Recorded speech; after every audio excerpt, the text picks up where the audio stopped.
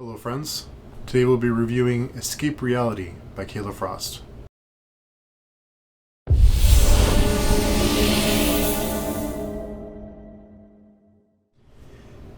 Escape Reality is a science fiction novel written by Kayla Frost and was published in November of 2020.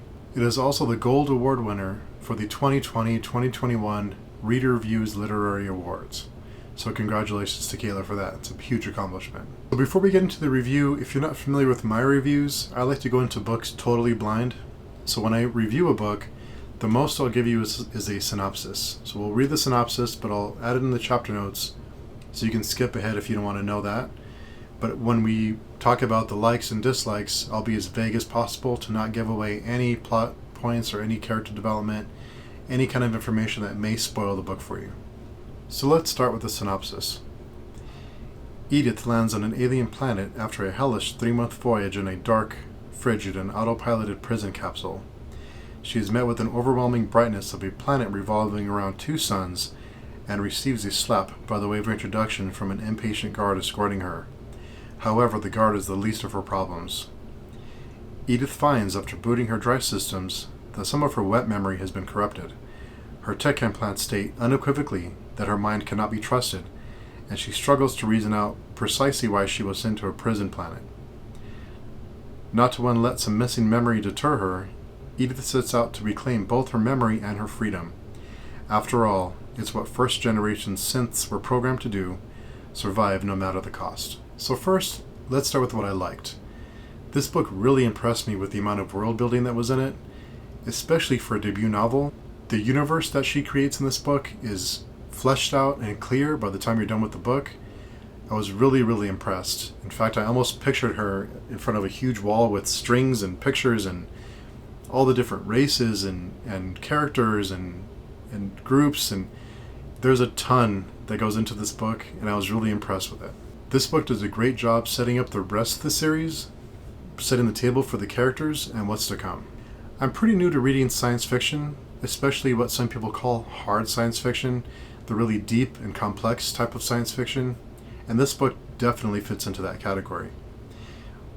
Oftentimes when I'm reading a book, if I'm turning the page and feel like I missed something, like I don't understand everything what's going on, I feel like I missed it and I want to go back and read because I feel like I missed something on my own. With this book, I tried to relax and just go along for the ride, and it paid off in a big way.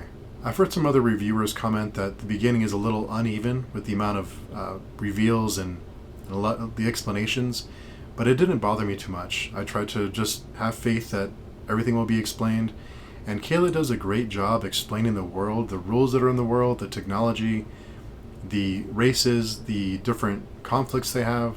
The environments are described wonderfully in this book. Oftentimes they jump off the page at you, and I had a clear vision of what was happening in my mind from the page.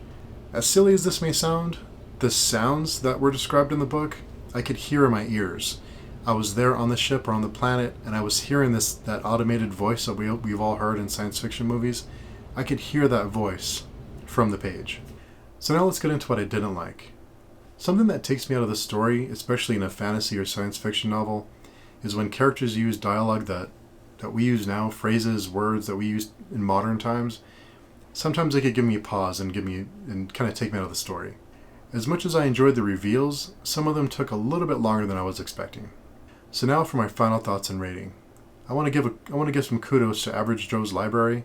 He did a review for this book, a spoiler-free review, and he mentioned in his review that you should read the synopsis before you get into this book. And I wish I would have seen that review before I read the book. Reading the synopsis does give you a pretty good idea of what you're going into, and it does give you some footing to stand on before you go into it. I like to go into books blind, so I didn't read it, but in this case I wish I would have.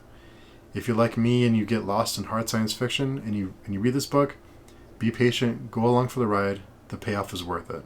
I was very impressed with the amount of world building in this book, especially in science fiction, with all the different terminology and technology and acronyms. Sometimes it takes a minute to get your footing, but she develops this very lush and detailed and complex world that just blew me away. There must have been a ton of time spent developing this world, and she does a great job with it. If you enjoy complex and detailed science fiction with interesting characters and a ton of world building, give this book a read. I'm going to rate Escape Reality 4 corrupted memory data dumps out of 5. As always, thank you for watching. I hope this review was helpful, and I will talk to you soon.